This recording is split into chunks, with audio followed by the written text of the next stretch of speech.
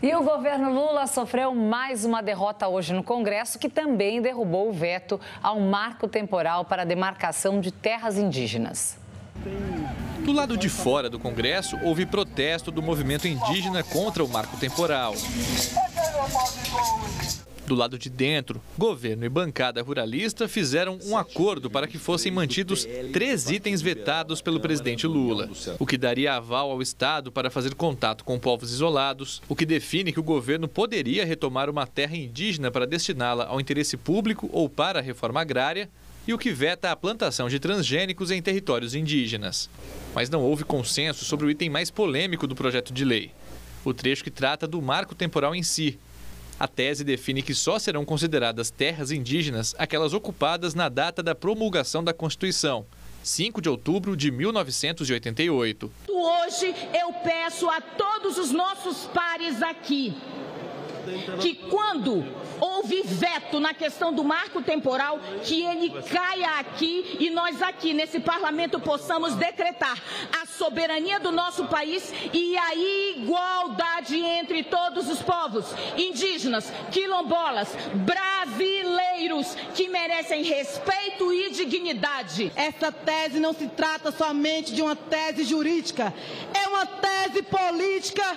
É uma tese econômica, porque comprovadamente, quando se diz que tem 500 fazendas, inclusive dos senhores parlamentares interessados de olho nas nossas terras indígenas. Defendida pela bancada do agronegócio, a pauta reuniu apoio entre parlamentares de partidos da base aliada ao Planalto e de oposição.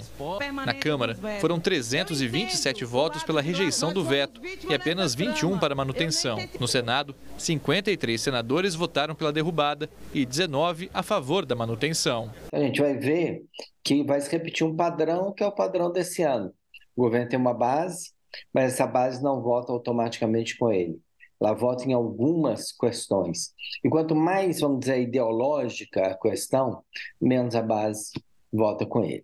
A nova lei passa a valer assim que for publicada no Diário Oficial. Na prática, a norma pode gerar questionamentos de disputas de terras que já estão na Justiça, porque vai de encontro com um entendimento do Supremo Tribunal Federal. O STF já considerou inconstitucional usar a data da Constituição como um critério para definir a posse indígena. A Corte também pode ser acionada para definir se a lei é válida ou não. Como já existe um precedente, os ministros teriam de verificar se é o caso de rever o posicionamento, o que pode gerar uma nova reação do Congresso. Se o Congresso entender que há o risco do próprio STF decidir mais uma vez que a norma está equivocada, então é possível utilizar esse outro instrumento que seria a emenda constitucional. Então o STF não pode cercear o papel, a função do Congresso de fazer normas.